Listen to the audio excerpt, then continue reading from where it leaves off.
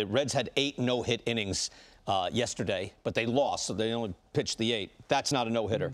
The Rays this year had 9 no-hit innings, but I don't even know what happened, but then they lost. It went to extra innings. That's not a no-hitter. Madison Bumgarner had a 7-inning no-hitter last year. That's not a no-hitter. The Rays, no one remembers this, had a combined 7-inning no-hitter last year. No one remembers that. That's not a no-hitter either. So where are we with these rules? Because you were around, John Heyman. You were from the time when these things were no-hitters and they were wiped off the books. Yes, I was there for the Andy Hawkins game. I had a Melito Perez no-hitter. I think that was 6 innings, and then all of a sudden, I think I'd covered 3 or 4 of these, and they said they don't count anymore. You thought you had covered 3 or 4 I thought no-hitters. I'd covered 3. No, you had not. Eventually, I covered a bunch of no-hitters later, but boy, that Hawkins game was memorable. I mean, all the players in there, that team was terrible. They made 3 errors in the game. It's funny to think now Sammy Sosa started the rally for the White Sox. Error by Blowers. They had Leyritz in left field. He was circling over a ball. He shouldn't have been in left field. He was a third baseman or catcher.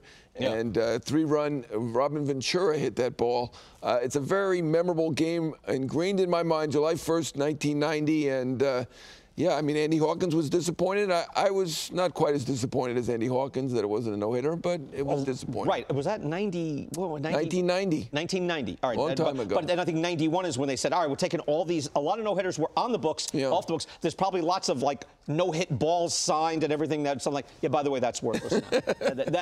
that never happened. Is this where, are the rules where they should be right now on these things? No, I don't. I think with the game changing to where bullpens play such an important role in our game, I think we've lost kind of the impact. In my mind, the no-hitter is the guy that starts the game, finishes the game, and I think it should be clearly delineated that that's the case, and I think it makes it that much more. So you don't like a combined no-hitter? I do. You're saying that's not a no-hitter? That's not a no-hitter in my mind, no. So you're even he wants more off the books. I'm pitching for more. You're pitching for less. I am.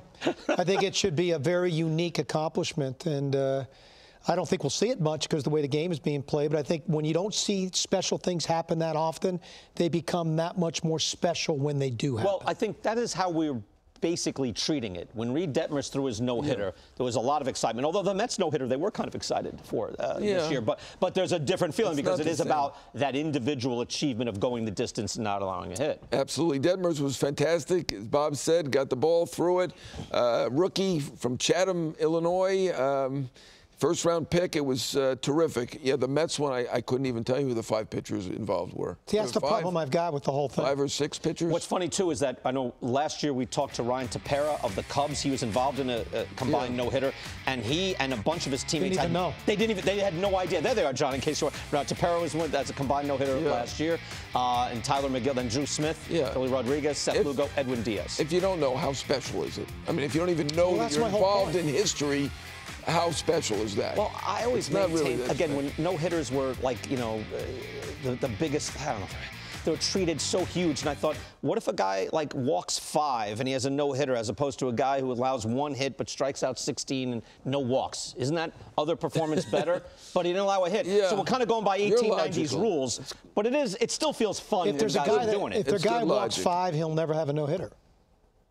Now. In today's game, because he's too many pitches, you're saying. Right. I saw Joe Cowley walk 7, I think, and threw a no-hitter. But that's when they'd let him. He probably threw 180 pitches. At least. We're making it up as we go along. Anyway, so there was there's a no-hitter, sort of.